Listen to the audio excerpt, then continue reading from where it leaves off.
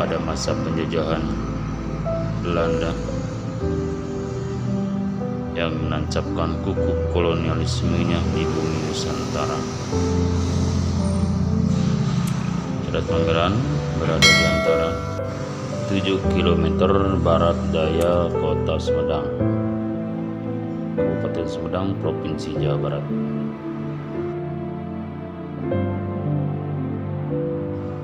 Asalnya jalan raya nasional yang menghubungkan poros Bandung, Sumedang, Majalengka, Cirebon. Jalan yang berbahaya dan sangat. Berikut kita lihat penampakan jalan Cadas Pangeran ya, sambil mendengarkan ceritanya. Dipandang berbahaya lantaran memiliki tikungan berkelok tajam, juga sejumlah tanjakan dan turunan curam ya. Salah satu sisinya berhadapan dengan jurang mangga yang di bawahnya terhampar hutan. Lumayan lebat ya untuk hutannya.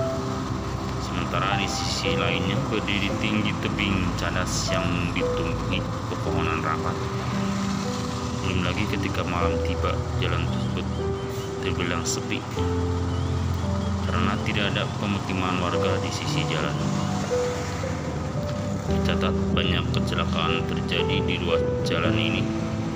Alhasil, para pengendara mesti ekstra hati-hati kala melewati lintas jalan Cadas Pangeran ya.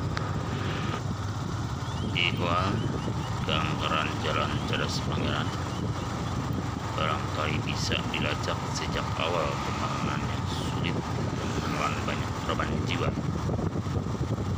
Sekian 5 ribuan pekerja kehilangan nyawa akibat kerja rodi ya.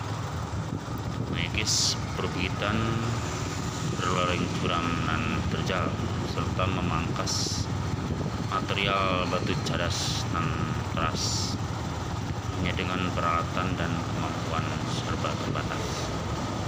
Perbekalan tidak sepadan, terjatuh dari atas tebing, dijangkiti penyakit hingga dimangsa binatang buas di tempat belantara. Konon, kata beberapa sumber ya, atau terdengar kabar bersiar ya, dari seorang juru punjen atau juru kunci jalan Cadas Pangeran telah menyebutkan jalan raya yang banyak dilalui kendaraan besar maupun kecil tersebut bisa tetap berdiri kokoh di lereng pegunungan di berkat adanya senjata Trisula yang digunakan sebagai penyangga. Trisula itu disusupi 3 siluman ular, kera, dan harimau.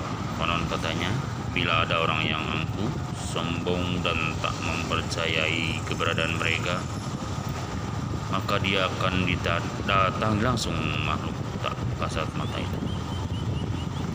Ada juga ya di salah satu bagian jalan Cadas Pangeran ada pula sebuah pipa bambu yang mengalirkan air bersih. Nah, kabarnya air yang mengalir dari gunung itu bukan air biasa, melainkan air yang dikeramatkan dan diyakini berkhasiat menyembuhkan penyakit. Wallahu a'lam bishawab ya. Menurut penuturan warga setempat, air itu memiliki wangi yang berbeda dari air kebanyakan. Warga setempat juga menyebutkan di lokasi sekitar tempat air tersebut beberapa kali muncul ular raksasa.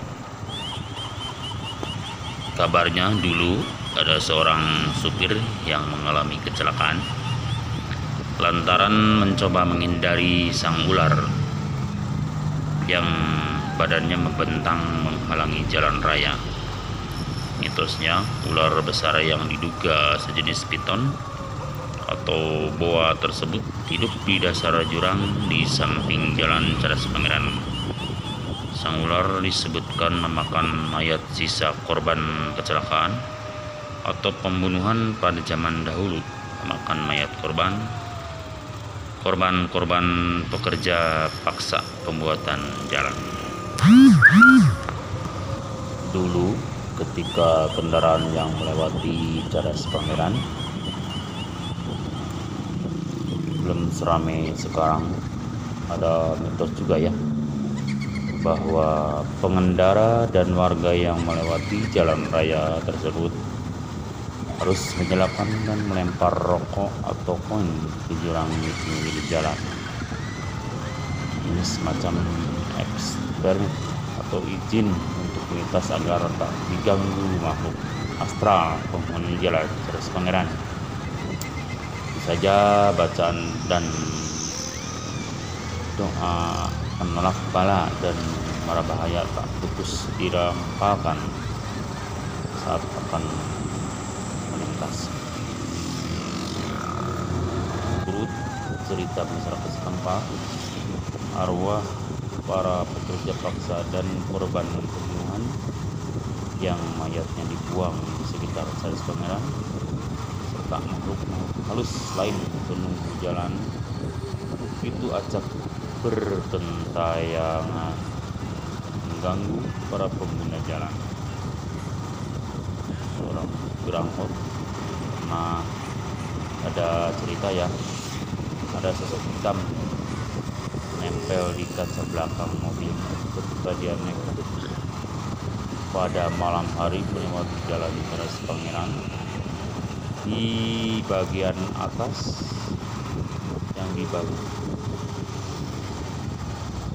di bawah pemerintah Denles. Satu cerita yang terkenal di kalangan masyarakat Cadas Pangeran ialah ketika seorang pengendara motor melintasi jalan Cadas Pangeran saat hari malam, tiba-tiba mogok di tengah-tengah jalan. Di kala sepi dan gelap, saat sang pengendara berusaha memperbaiki motornya, terkaget pengendara motor itu melihat sosok bayangan berwarna hitam dengan bulu-bulu seperti tikus di sekujur tubuhnya.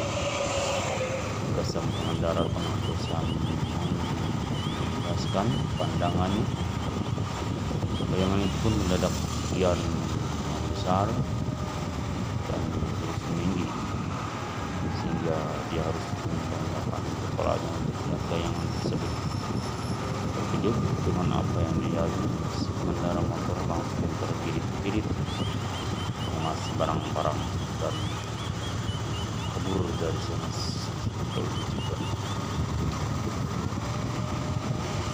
Ada juga ya kecelakaan yang menimpa mobil berisi sekelompok perempuan yang hendak berwisata ke Sumedang. Tidak sampai di tikungan dan mobil yang mereka tumpang terlong masuk jurang bagian kelas di lokasi kejadian. Setelah kecelakaan tersebut, warga sekitar sering melihat penampakan perempuan-perempuan yang menjadi korban kecelakaan. Tidak hanya itu, selanjutnya banyak kejadian aneh yang terjadi di tikungan tadi. Banyak kendaraan yang mendadak mati ketika melintas tikungan tersebut, hingga beberapa pengemudi mobil melihat sosok perempuan di kursi belakang mobil yang tidak bermuncul dan menghilang begitu saja.